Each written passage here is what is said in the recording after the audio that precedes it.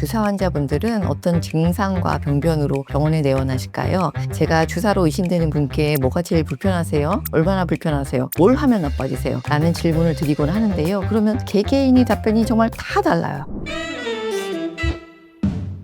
주사는 개인에 따라서 증상과 징후, 경과, 치료에 대한 반응이 정말 제각각이에요. 따갑다, 가렵다, 달아오른다, 피부가 찢어질 것 같다, 붉어진다, 혈관이 늘어났다, 피지가 많다, 속건조가 심하다, 뒤집어진다 등 다양한 증상과 징후로 내원하십니다. 그래서 제가 주사라고 말씀을 드리면 인터넷을 찾아보니까 저랑 다르던데요? 라고 하시는 분들도 계십니다. 2017년 주사의 진단 기준을 새로이 발표한 논문에서 주사를 주로 얼굴 중앙 부위, 볼록한 부위에 호전과 악화를 반복하는 다양한 조합이 증상과 징후를 보이는 만성피부 증후군, 신드롬이라고 표현을 했는데요.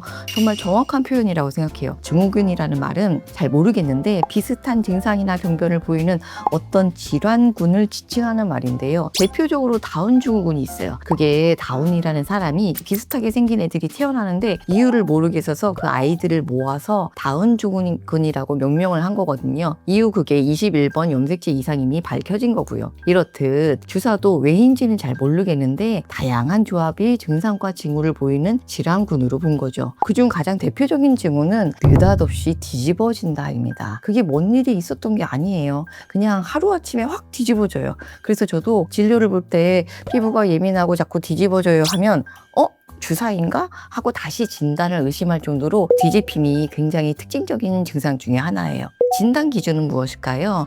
얼굴 중앙 부위, 볼록한 부위에 지속적인 홍반이 있는 경우, 비후용 주사라고 해서 대표적인 부위는 코인데요. 이마나 턱도 가능합니다. 조직이 과잉 증식이 되면서 커지고 두터워지는 현상이 있는 경우예요. 둘 중에 하나만 있어도 주사로 진단합니다. 그리고 주요 특징 중에는 홍조, 구진과 농포, 혈관 확장증, 특징적인 안증상 중 2가지 이상이 있는 경우 진단할 수 있습니다. 2차 소견으로는 자결감, 따가움, 부종, 건조, 안증상이 있고 이런 경우 좀 더 주사 가능성을 시사합니다. 감별해야 할 질환은 무엇일까요? 지루피부염, 아토피, 접촉피부염 같은 습진, 그리고 여드름, 입주위 피부염, 루푸스 같은 질환이 있는데요. 피부염으로 잘못 알고 스테로이드 치료를 지속적으로 하시고 여드름으로 오인해서 무조건 짜거나 필링을 해서 악화되어 오시는 분들이 많으세요. 그래서 정확한 진단이 중요한데요. 25%에서는 주사가 다른 피부 질환과 동반되어서 나타나기도 하니 더욱 주의를 요합니다. 저는 주사가 있으면 다른 피부 질환을 불러온다고 말씀드려요. 장벽이 손상이 되니까 피부염이나 염증이 발생하기가 쉽습니다. 그럼 어떤 분들이 주로 주사 피부염이 발생할까요?